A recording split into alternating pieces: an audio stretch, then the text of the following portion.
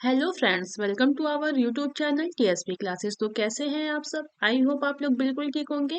तो चलिए आज की वीडियो में हम डिस्कस करेंगे आपके यूपी डीएलएड थर्ड सेमेस्टर का जो पेपर 1 है शैक्षिक मूल्यांकन, उसका चैप्टर 1 के आगे की क्लास के बारे में। तो आज की जो क्लास होने वाली है वो होने वाली है आपकी चैप्टर 1 के पार्ट 2 का। इसके पहले हम लोगों ने चैप्टर 1 का पार्ट 1 पढ़ा हुआ है। अगर आप लोगों ने नहीं देखा है तो प्लेलिस्ट में जाके चेक करेंगे तो आपको सारी वीडियोस वहां पे मिल जाएंगी। ठीक है, क्लासेस करिए और अच्छे से नोट्स बनाइए, क्योंकि ये सभी जो भी आपके सब्जेक्ट है वो बहुत ही इंपॉर्टेंट है।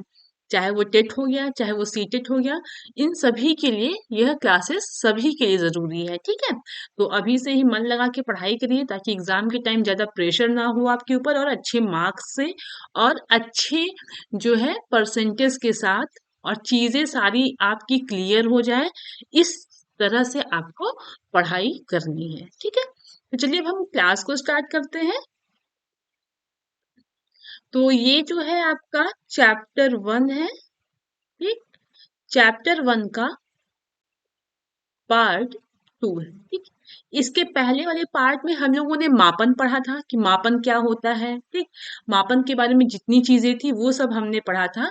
और आज की क्लास में हम पढ़ेंगे मूल्यांकन। ठीक, कि मूल्यांकन क्या होता है, ठीक, शिक्षा में इसकी क्या कैसी जरूरत है, या वैज्ञानिकों ने क्या कहा है।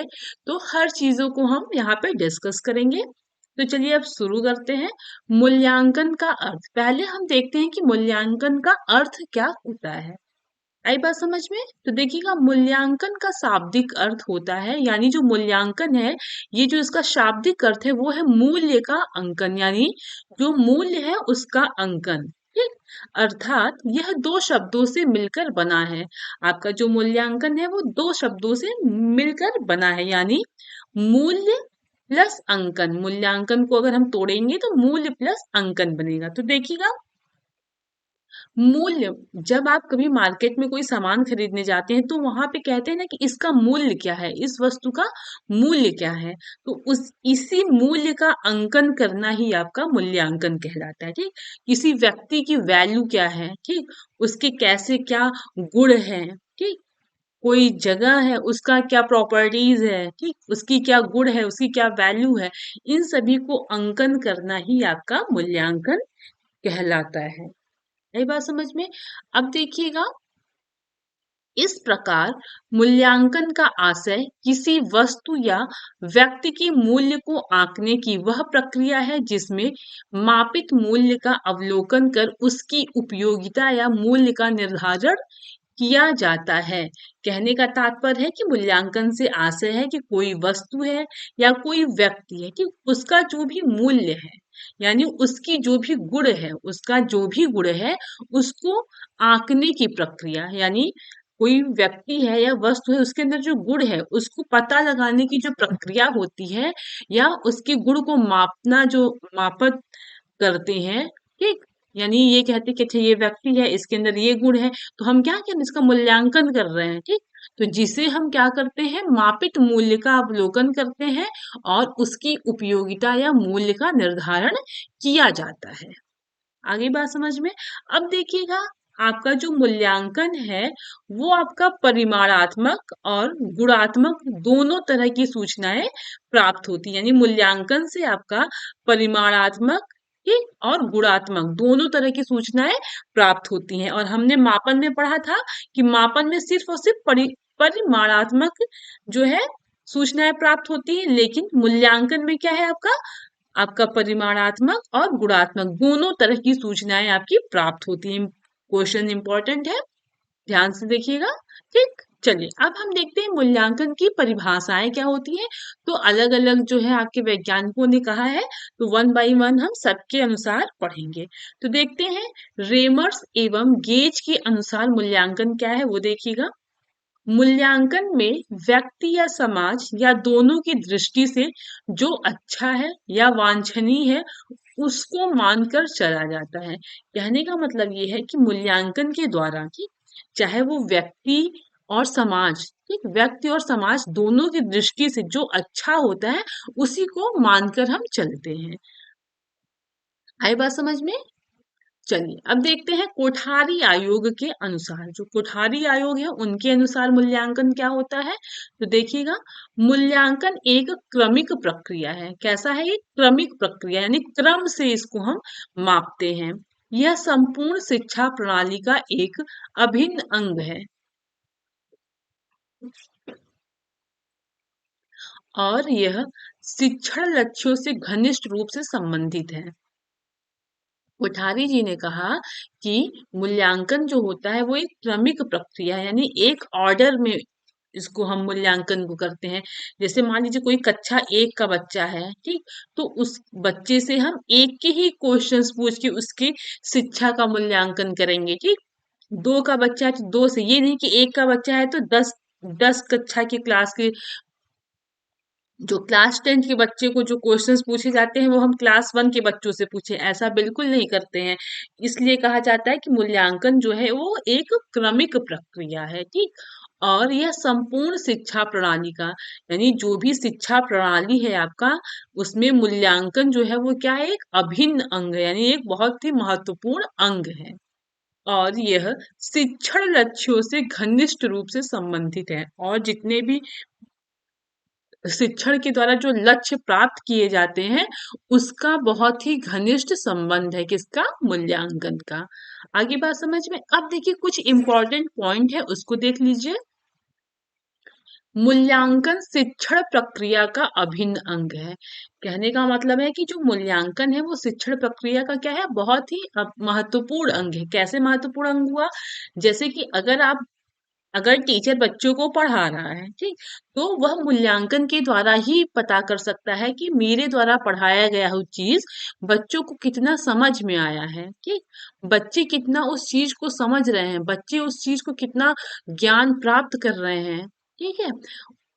और वह कहाँ तक, उनका लेवल कहाँ तक हाई हो गया, या उनको अभी और क्या पढ़ाने की आवश्यकता है। तो वही कहा गया है कि मूल्यांकन, जो शिक्षण मूल्यांकन है आपका, वो शिक्षण प्रक्रिया का अभिन्न अंग है, ठीक, सबसे महत्वपूर्ण अंग है।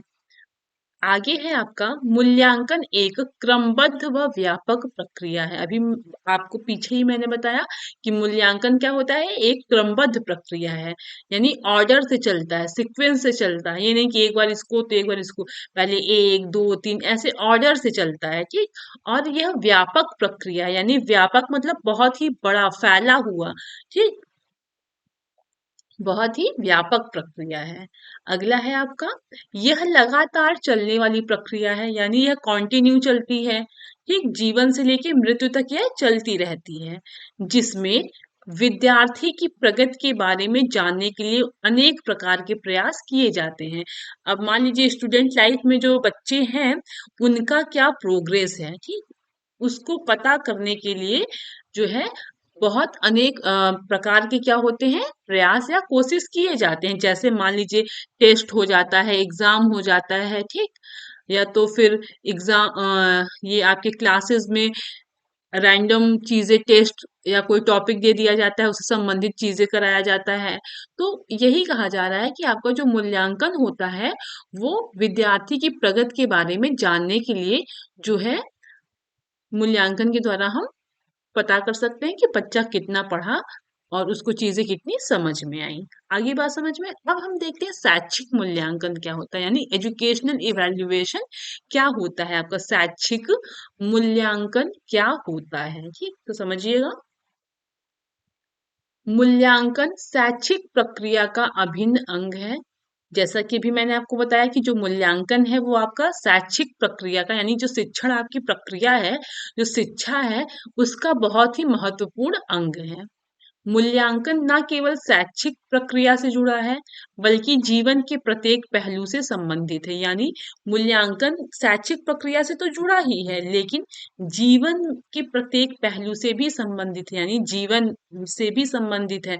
यानी कहने का मतलब ये है कि जैसे कि मान लीजिए व्यक्ति बच्चा स्कूल टाइम तक ही तो शिक्षा लिया, फिर कॉलेज में गया, उसके बाद तो वो जॉब करने के लिए गया, फिर जॉब के बाद रिटायर हो जाएगा। तो यानी मूल्यांकन ऐसी चीजें होती हैं कि वो शिक्षा से तो जुड़ा है, लेकिन उसके बाद की जो भी जीवन है, जीवन के जो भी पहलू हैं, जो भी आप चीजें कर रहे हैं, उन सब से संबंधित है। ठीक, मान लीजिए स्कूल में तो आपका मूल्यांकन हुआ, अब आप ऑफिस में गए तो वहां पे आपका मूल्यांकन ये होगा कि हाँ, ये बंदा है, बहुत अच्छा कार्य करता है, ठीक, बहुत अच्छा इंसान है। ये सब क्या है, मूल्यांकन हो रहा है। आपके बिहेवियर से ही लोग आपके मूल्यांकन करेंगे। सैलरी, जैसे कि कहेंगे कि इस इंसान की सैलरी तो 60,000 है, ठीक, तो 60,000 बोले, लेकिन सब जितने भी लोग होंगे उस सैलरी के बेस पे आपका मूल्यांकन तो नहीं करेंगे।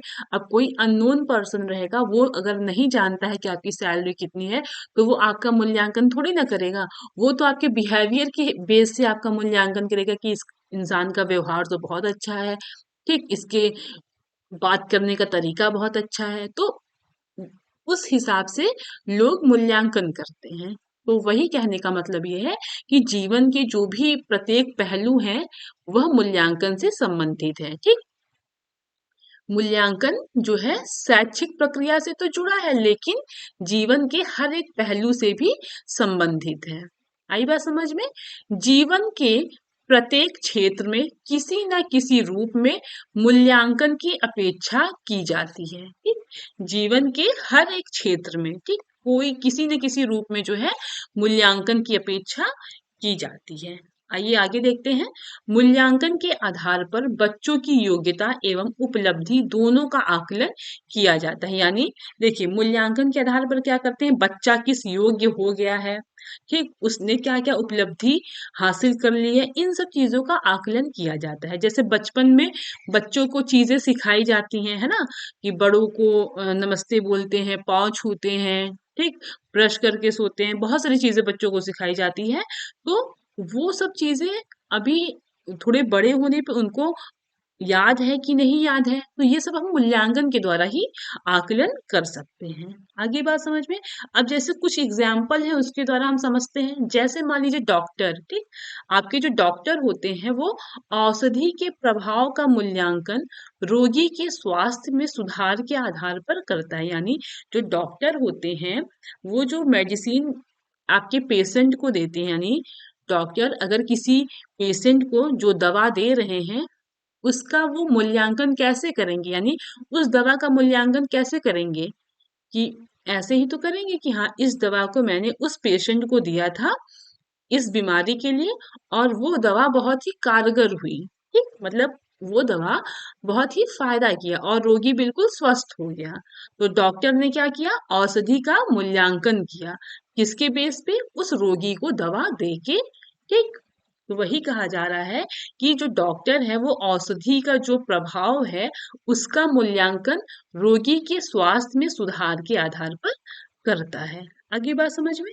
अगला, बाग का माली फूलों की सुंदरता के आधार पर मूल्यांकन करता है। यानी जो आपके माली होते हैं, बगीचे के जो माली हैं, वो अपने बाग का, ठीक, अपने बगीचे का या अपने गार्डन का मूल्यांकन कैसे करते हैं, वहां के जो फूल लगाए हुए हैं, ठीक, कहते हैं कि हाँ, ये गुलाब का फूल है, ये बहुत सुंदर लग रहा है, इसकी वजह से मेरा बाग बहुत सुंदर लग रहा है। ये गेंदे का फूल है, ये हैबिस्कस है। तो बा जो माली होता है वो अपने बाग का मूल्यांकन कैसे करता है, उसके द्वारा लगाए हुए फूलों की सुंदरता के आधार पर।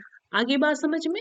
अगला है आपका, अध्यापक अपने शिक्षण का मूल्यांकन बच्चे की योग्यता के आधार पर करता है। अब समझिएगा, जो अध्यापक होते हैं वो जब बच्चों को पढ़ाते हैं, ठीक, अब अध्यापक को अपनी शिक्षण प्रक्रिया का मूल्यांकन करना है, ठीक, तो वो कैसे करेगा, तो वो बच्चों से क्वेश्चन पूछेगा कि हाँ, बच्चों को ये चीजें, मान लीजिए टीचर ने एक टॉपिक पढ़ा दिया, ठीक, एक टॉपिक पढ़ाया, फिर इससे संबंधित उन्होंने क्वेश्चन पूछे बच्चों से, तो बच्चे अगर अच्छे से रिस्पॉन्स करेंगे तो क्या होगा कि टीचर को लगेगा कि हाँ, जो मैंने पढ़ाया है वो बच्चों को अच्छे से समझ में आया है। अगर बच्चे नहीं बता पाए तो टीचर को लगेगा कि अभी मुझे अपनी शिक्षण प्रक्रिया में और ध्यान देने की आवश्यकता है ना। तो वही कहा जा रहा है कि अध्यापक अपने शिक्षण का मूल्यांकन बच्चे की योग्यता पर योग्यता के आधार पर करते हैं। मान लीजिए मैं आपको शैक्षिक मूल्यांकन पढ़ा रही हूँ, चैप्टर 1 कंप्लीट होने के बाद अगर मुझे अपनी शिक्षण प्रक्रिया जांचनी है तो मैं कैसे जांचूंगी? आपको क्वेश्चंस दूंगी, अगर आप उस क्वेश्चंस को कर लेंगे तो मुझे लगेगा कि हाँ, जो मैंने पढ़ाया है या मैंने जिस तरीके से पढ़ाया है वो बच्चों को समझ में आया। ठीक, तो यही आपका मूल्यांकन है। चलिए अगला है आपका बुद्धि परीक्षण में एक बच्चे की बुद्धि लब्धि 70 है तो उस बच्चे को मंद बुद्धि की श्रेणी में रखेंगे। कहने का मतलब है कि जैसे कि आईक्यू लेवल आपको पता है, फर्स्ट सेमेस्टर में आप लोगों ने पढ़ा है, तो आईक्यू लेवल के बेस पे भी हम मूल्यांकन करते हैं। बहुत सारे बच्चे रहेंगे, अगर हमको पता है कि इस बच्चे का आईक्यू लेवल 70 है, उसका 100 है, उसका 140 है, तो हम उन सब बच्चों को पता कर लेंगे, अच्छा ये 70 का है तो ये मंद बुद्धि का है। तो ये हम क्या कर रहे हैं? मूल्यांकन कर रहे हैं। तो यही कहा जा रहा है कि बुद्धि परीक्षण में बच्चे की जो बुद्धि लब्धि होती है उस बच्चे की हम मंद बुद्धि की श्रेणी में मूल्यांकन के कारण रखेंगे या मूल्यांकन के आधार पर रखेंगे। आई बात समझ में? अब हम देखते हैं कि अगला है टॉर गेर्शन एवं एडम्स के अनुसार इन्होंने क्या कहा वो देखेंगे। शैक्षिक मूल्यांकन शिक्षण प्रक्रियाओं तथा सीखने की क्रियाओं से उत्पन्न अनुभवों की उपयोगिता के बारे में निर्णय देना है। यानी जो शैक्षिक मूल्यांकन है, ठीक, वो जो शिक्षण की प्रक्रिया है या जो सीखने की क्रिया है उससे जो अनुभव उत्पन्न होता है उसकी उपयोगिता के बारे में निर्णय देना है। यह किसके द्वारा कहा गया है? आपके टॉर्गेर्सन और एडम्स के अनुसार ये इनका मानना है कि मूल्यांकन ये चीजें होती हैं। अब देखिएगा कुछ इंपॉर्टेंट एक नोट है उसको समझिएगा। मूल्यांकन में बच्चे के ज्ञानात्मक पक्ष, भावात्मक पक्ष तथा मनोक्रियात्मक पक्ष का मापन किया जाता है। यानी मूल्यांकन से बच्चे के ज्ञानात्मक पक्ष, ठीक, भावात्मक पक्ष और मनोक्रियात्मक पक्ष का मापन किया जाता है। अब कैसे? मान लीजिए बच्चा है तो उसको ज्ञानात्मक पक्ष हम कैसे जांचेंगे कि बच्चा जो है पढ़ने में कैसा है ना? ऐसे ही तो जांचेंगे कि उसका कौन सा सब्जेक्ट तेज है या उसमें उसका किस चीज में इंटरेस्ट है। ठीक, और भावात्मक पक्ष में कि बच्चे का मतलब मान लीजिए हंसमुख है, बहुत गुस्सैल, बहुत गुस्से वाला है, गुस्से प्रवृत्ति का है, बहुत शांत प्रभाव का है, तो इन सब चीज का हम मापन जो है करते हैं। यानी मूल्यांकन के द्वारा हम क्या करते हैं? मूल्यांकन में हम बच्चे का ज्ञानात्मक पक्ष भी, भावात्मक पक्ष भी और मनोक्रियात्मक पक्ष, इन सभी का मापन हम करते हैं। ठीक, मूल्यांकन के द्वारा न केवल बच्चों की विषय संबंधी योग्यता की जानकारी प्राप्त करते हैं बल्कि यह भी जानने का प्रयास करते हैं कि उनके संपूर्ण व्यक्तित्व का विकास किस सीमा तक हुआ है। साथ ही शिक्षण पाठ्यक्रम, शिक्षण विधियों आदि के बारे में जानकारी प्राप्त करते हैं। वही चीज मैंने बताया कि बच्चों के मूल्यांकन के द्वारा सिर्फ बच्चों का ये नहीं जांचा जाता है कि हाँ वह क्लास स्टैंडर्ड यानी 2 में है, क्लास 2 में है तो 2 में उसको कितने परसेंटेज मिले हैं या कितने मार्क्स मिले हैं। सिर्फ यही हम नहीं जांचते हैं बल्कि जो है ज्ञानात्मक पक्ष के साथ साथ हम उसके भावात्मक पक्ष को भी जांचते हैं, मनोक्रियात्मक पक्ष को भी मापते हैं। ठीक, और मूल्यांकन के द्वारा सिर्फ बच्चों की विषय संबंधी यानी सब्जेक्ट से संबंधित योग्यता की जानकारी प्राप्त करते नहीं हैं बल्कि यह भी जानने का प्रयास करते हैं कि उसके पूरे संपूर्ण व्यक्तित्व का विकास कहाँ तक हुआ है या किस सीमा तक हुआ है। आगे बात समझ में? अब हम देखते हैं कि शैक्षिक मूल्यांकन की प्रक्रिया या मूल्यांकन की नवीन धारणा, ठीक, प्रोसेस ऑफ एजुकेशनल इवेल्युएशन। ठीक, तो देखते हैं ड्यूवी के अनुसार, जॉन ड्यूवी के अनुसार क्या शैक्षिक मूल्यांकन एक त्रिमुखी प्रक्रिया है। ठीक, इन्होंने हमेशा हर चीजों को त्रिमुखी ही बताया है। याद होगा आप लोगों को, सेकंड सेमेस्टर में आपने पढ़ा था।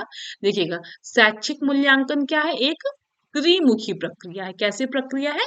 त्रिमुखी प्रक्रिया है। देखते हैं कैसे। तो शैक्षिक मूल्यांकन एक जटिल प्रक्रिया है। जो शैक्षिक मूल्यांकन होता है वो एक कठिन प्रक्रिया है। ठीक, ड्यूवी ने शैक्षिक मूल्यांकन के 3 बिंदु या अंग होने के कारण इसे त्रिमुखी प्रक्रिया कहा है। आगे बात समझ में। जॉन ड्यूवी जी ने शैक्षिक मूल्यांकन के 3 बिंदु थे या 3 अंग थे, तो इसी के कारण उन्होंने जो है आपके शैक्षिक मूल्यांकन को त्रिमुखी प्रक्रिया कहा है। अब कैसे? जैसे पहला हो गया आपका शिक्षण उद्देश्य, दूसरा हो गया आपका अधिगम अनुभव और तीसरा हो गया आपका मूल्यांकन के उपकरण या व्यवहार परिवर्तन। ठीक, देखिए 3 है आपका शिक्षण उद्देश्य, ठीक, शिक्षण, फिर अधिगम अनुभव, फिर आपका आया मूल्यांकन के उपकरण या व्यवहार परिवर्तन। आगे बात समझ में। अब चलिए आगे देखते हैं। यह तीनों आपस में एक दूसरे पर निर्भर होते हैं, यानी जो शिक्षा उद्देश्य है, अधिगम अनुभव है और आपका मूल्यांकन के उपकरण या व्यवहार परिवर्तन है, ये तीनों जो है वो आपस में एक दूसरे पर निर्भर होते हैं। ठीक, पहला देखते हैं, अब वन बाय वन इसको डिटेल में पढ़ेंगे। शिक्षा उद्देश्य, ठीक, शिक्षा उद्देश्य देखते हैं क्या है। बच्चा एवं समाज के लिए हम शिक्षा के द्वारा बच्चे के व्यवहार में जिन परिवर्तनों को करना चाहते हैं उन्हें शिक्षण के उद्देश्य कहते हैं। यानी कहने का मतलब ये है कि बच्चा, ठीक, या समाज, इन सब के लिए, ठीक, शिक्षा के द्वारा, चाहे बच्चा हो या समाज जो भी हो, और उन सब में हम शिक्षा के द्वारा, ठीक, इन सब के व्यवहार में हम जो परिवर्तन करना चाहते हैं, यानी शिक्षा के द्वारा हम जो बदलाव लाना चाहते हैं इन सब चीजों में, वही आपका शिक्षण उद्देश्य कहलाता है। ठीक, अगला है आपका अधिगम अनुभव। ठीक, अधिगम अनुभव क्या है देखिएगा।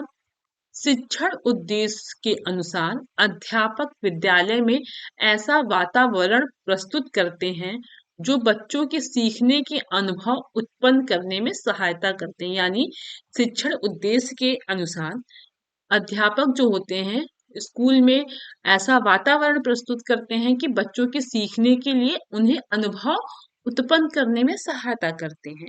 कहने का मतलब ये है कि जो आपके टीचर होते हैं वो बच्चों को सिखाने के लिए जो अलग अलग एक्टिविटीज कराते हैं, ठीक, उन सब से बच्चों को क्या होता है, एक्सपीरियंस मिलता है, और उस एक्सपीरियंस के द्वारा बच्चे क्या होते हैं, चीजों को सीखते हैं और लंबे समय तक उनको वो चीजें याद रहती हैं।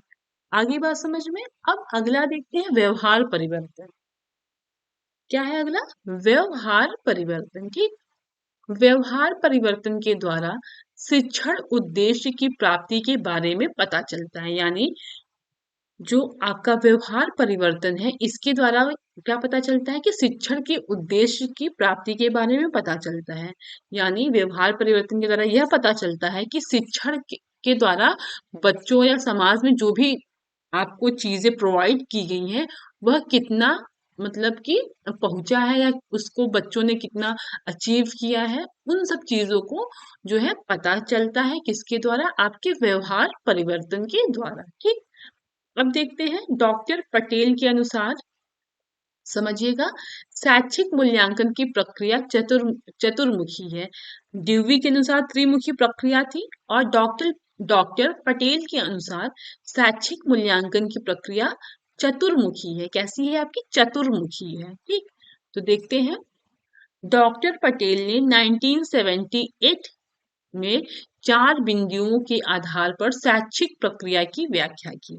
ठीक है, पहला आपका विषय वस्तु, दूसरा आपका अधिगम क्रियाएं, तीसरा आपका शैक्षिक उद्देश्य और चौथा आपका मूल्यांकन पद्धति। यानी डॉक्टर पटेल ने 4 बिंदुओं के आधार पर शैक्षिक प्रक्रिया की व्याख्या की थी। पहला आपका विषय वस्तु है, दूसरा आपका अधिगम क्रियाएं हैं, तीसरा आपका शैक्षिक उद्देश्य है और चौथा आपका मूल्यांकन पद्धति है। आगे बात समझ में। अब देखते हैं अगला आपका मापन मूल्यांकन का ही भाग है। आपका जो मापन है, जो हम लोगों ने मापन पढ़ा था, वो मूल्यांकन का ही एक भाग है। ठीक, अर्थात मूल्यांकन में ही मापन निहित है। यानी आपका जो ये पूरा मूल्यांकन है इसके अंदर ही आपका मापन निहित होता है। ठीक, मापन तथा मूल्यांकन के बिना शैक्षिक प्रक्रिया का कोई अस्तित्व नहीं है। यानी मापन और मूल्यांकन के बिना शैक्षिक प्रक्रिया का कोई अस्तित्व ही नहीं है।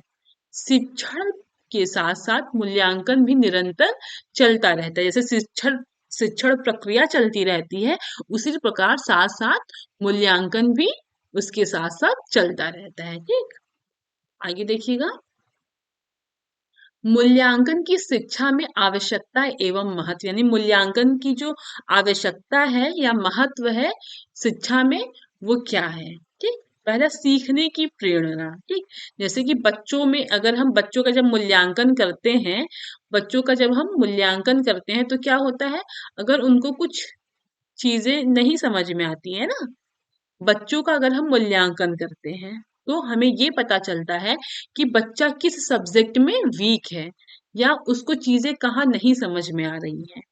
ठीक, उसको क्या पढ़ाने की आवश्यकता है।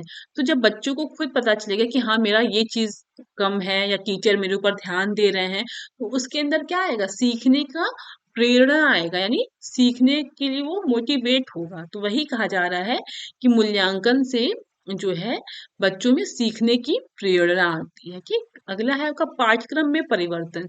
मूल्यांकन के द्वारा हमें पता चलता है अगर कि हाँ ये समस्याएं आ रही हैं, तो टीचर क्या कर सकते हैं, अपने पाठ्यक्रम में परिवर्तन भी ला सकते हैं। ठीक, शिक्षण में उन्नति।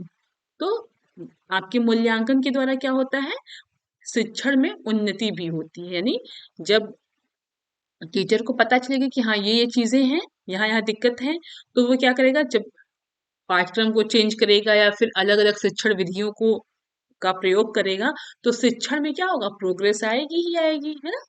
अगला है आपका परीक्षा प्रणाली में सुधार। ठीक, अगला विद्यालयों में सुधार। फिर अगला है निर्देशन एवं परामर्श में सहायक। तो मूल्यांकन के द्वारा जो है शिक्षा में ये सारी इनकी आवश्यकताएं हैं और ये महत्व है। अब हम देखते हैं मूल्यांकन की क्या विशेषता है ना, मूल्यांकन की क्या विशेषता है। तो पहला है आपका मूल्यांकन एक लगातार चलने वाली प्रक्रिया है। ये सब चीजें हम पीछे पढ़ चुके हैं, फिर भी यहाँ एक रिवीजन कर सकते हैं, क्विक रिवीजन। तो देखिएगा, मूल्यांकन क्या है, एक लगातार चलने वाली प्रक्रिया, यानी कंटिन्यूअस चलती है, जन्म से लेके मृत्यु तक चलती है। जब बच्चा पैदा होता है, ठीक, उसके बाद कुछ दिन जब बीतता है, 6 महीना बीतता है, तो वो बैठने लगता है, फिर चलने लगता है। तो क्या होता है, माता पिता उसका मूल्यांकन करते रहे, बच्चा चलने लगा, रे बच्चा खाने लगा, दौड़ने लगा, है ना। तो ये सब क्या है, मूल्यांकन है। तो वही कहा जा रहा है कि मूल्यांकन क्या है, एक लगातार चलने वाली प्रक्रिया है। ठीक, अगला मूल्यांकन उद्देश्य केंद्रित प्रक्रिया है। मूल्यांकन क्या है, उद्देश्य केंद्रित प्रक्रिया है। ठीक, अगला यह संपूर्ण व्यवस्था का अभिन्न अंग है। आपका जो मूल्यांकन है वो संपूर्ण व्यवस्था का क्या है, अभिन्न अंग है। ठीक, अगला मूल्यांकन एक व्यापक प्रक्रिया, यानी मूल्यांकन जो है वो बहुत ही फैला हुआ या बहुत बड़ा प्रक्रिया है। ठीक, व्यापक मतलब क्या होता है, वाइडर। ठीक, संकुचित नहीं है, यह व्यापक प्रक्रिया है। अब देखिए मूल्यांकन के लक्ष्य क्या है, ये समझिए मूल्यांकन के लक्ष्य क्या है। मूल्यांकन के लक्ष्य अभिप्रेरित करना, ठीक, अधिगम में वृद्धि करना, शिक्षण की गुणवत्ता बढ़ाना, वर्गीकरण, चयन, निर्देशन में सहायता देना आदि। यानी मूल्यांकन का जो लक्ष्य है वो क्या है, कि अभिप्रेरित करना, ठीक, अधिगम में वृद्धि करना, शिक्षण की जो गुणवत्ता है उसको बढ़ाना, वर्गीकरण, चयन, निर्देशन, इन सभी में सहायता प्रदान करना है। अब देखिए अगला है आपका मूल्यांकन के उद्देश्य एवं कार्य। मूल्यांकन के क्या उद्देश्य हैं और कार्य क्या है, वो हम वन बाय वन पढ़ेंगे।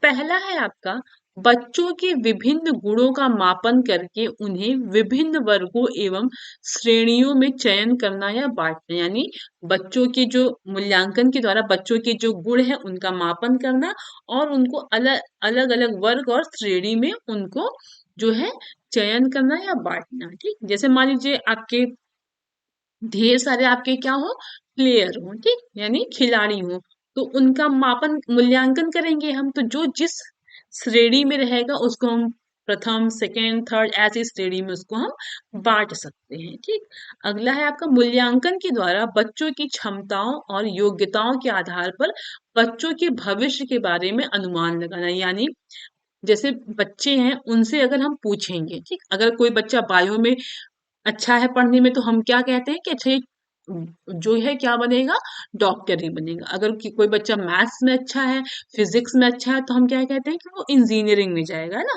तो हम यही देखते हैं कि अगर बच्चों की क्षमता और उनकी योग्यता के आधार पर मूल्यांकन के द्वारा हम क्या करते हैं, उनके भविष्य के बारे में भी हम जो है अनुमान लगा सकते हैं। आगे बात समझ में। अगला है आपका बच्चे के पहले के व्यवहार और बाद के व्यवहार में तुलना करके पता लगाना कि कितनी प्रगति हुई है। यानी जब बच्चा पहले कैसा था, बाद में कैसा हो गया, इन सब चीजों का तुलना करना यानी मूल्यांकन करना और पता करना कि पहले की अपेक्षा अब उसमें कितनी प्रगति हुई है। ठीक। अगला है आपका परामर्श एवं निर्देशन। फिर अगला है आपका बच्चों की समस्याओं को सुलझाना। ठीक, बच्चों की समस्या क्या है, मूल्यांकन करना उन समस्याओं को, फिर उन समस्याओं को सुलझाना। ये आपके मूल्यांकन के उद्देश्य और मुख्य कार्य हैं। ठीक, अब हम देखते हैं मूल्यांकन के क्षेत्र क्या है, स्कोप ऑफ इवेल्युएशन। ठीक, तो मूल्यांकन का क्षेत्र अत्यधिक व्यापक है। हम लोग अभी शुरू से पढ़ते आ रहे हैं कि जो मूल्यांकन है उसका जो क्षेत्र है वो सब बहुत ही फैला हुआ है, यानी बहुत बड़ा है, अत्यधिक व्यापक है। तो मूल्यांकन का संबंध केवल बच्चों की बौद्धिक उपलब्धि से ना होकर उसके संपूर्ण व्यक्तित्व से है। यानी कोई बच्चा है तो उसकी सिर्फ बुद्धि का परीक्षण करना ही आपका मूल्यांकन नहीं है, बल्कि उसके संपूर्ण व्यक्तित्व से है। ठीक, तो मूल्यांकन के क्षेत्र के अंतर्गत बच्चे के व्यक्तित्व में निम्न अंग है। अब देखिए बच्चे के व्यक्तित्व में क्या क्या आता है, आज आप यहाँ पे पढ़ लीजिए अच्छे से। तो ज्ञान, कुशलता, रुचि, बोध, योग्यता, सूचना, बुद्धि, शारीरिक स्वास्थ्य, ठीक, बच्चों की त्रुटियों की जांच, ये सब आपका क्या है, बच्चे का संपूर्ण व्यक्तित्व है। तो सिर्फ और सिर्फ हम नॉलेज का जो है आपका मूल्यांकन नहीं करते हैं, बल्कि नॉलेज हो गया, कुशलता हो गई, रुचि हो गई, ठीक, सीखने सीखे ज्ञान की क्या मतलब व्याख्या है, या बोध, या बच्चे की क्या योग्यता है, सूचना हो गई, बुद्धि हो गई, शारीरिक स्वास्थ्य हो गया, बच्चों की त्रुटियों की जांच हो गया। तो इन सभी चीजों का मूल्यांकन करना क्या है, आपके संपूर्ण व्यक्तियों का मूल्यांकन किया जाता है, सिर्फ और सिर्फ बुद्धि का मूल्यांकन नहीं किया जाता है। ठीक, अब देखिए आगे मूल्यांकन, मूल्य निर्धारण और मापन का आपस में संबंध क्या है। ठीक, इसको देखिएगा। तो सबसे पहले हम मापन समझेंगे। तो मापन में किसी व्यक्ति या वस्तु के गुण या विशेषता का गुणात्मक एवं मात्रात्मक वर्णन किया जाता है। यानी मापन के द्वारा कोई व्यक्ति है या वस्तु है उसके गुण का, ठीक, मात्रात्मक यानी आपके क्वांटिटेटिव वर्णन किया जाता है ना, नंबरिंग किया जाता है। और मूल्य निर्धारण एवं मूल्यांकन में भी मापन किया जाता है, परंतु दोनों में दृष्टिकोण का अंतर है। ठीक, अगला देखिएगा मूल्य निर्धारण क्या है, किसी संदर्भ विशेष में निर्धारित प्रक्रिया में उत्पन्न गुण या विशेषता का मापन है। मूल्य निर्धारण उपयोगिता बताते हैं। क्या बताते हैं, आपके उपयोगिता बताते हैं। आगे देखिएगा मूल्यांकन, मूल्यांकन में मूल्य निर्धारण के साथ ही प्राप्त परिणाम के आधार पर निर्धारित प्रक्रिया में संशोधन करने की दृष्टि भी रहती है। यानी मूल्यांकन जब हम करते हैं तो उसमें हम क्या करते हैं कि संशोधन भी हम कर सकते हैं, मूल्यांकन करेंगे फिर जो कमी आएगी उसमें हम संशोधन करते हैं। ठीक, अब देखिए अगला है आपका शिक्षण अधिगम एवं मूल्यांकन का संबंध। तो शिक्षण का उद्देश्य अधिगम यानी सीखना है, और मूल्यांकन अधिगम के स्तर व उपस्थिति की जानकारी की विधि है। कहने का मतलब ये है कि शिक्षण का उद्देश्य क्या है, सिखाना है, और मूल्यांकन के द्वारा हम ये पता करते हैं कि अधिगम का जो स्तर यानी जो सीखने का स्तर है या वह कितना सीख लिया है, इस जानकारी को प्राप्त करने की विधि है। ठीक है, ये आपका मूल्यांकन और शिक्षण अधिगम में संबंध है। आगे बात समझ में, तो यहाँ पे आपका चैप्टर 1 जो है वो फिनिश हो गया। ठीक, फिनिश हो गया।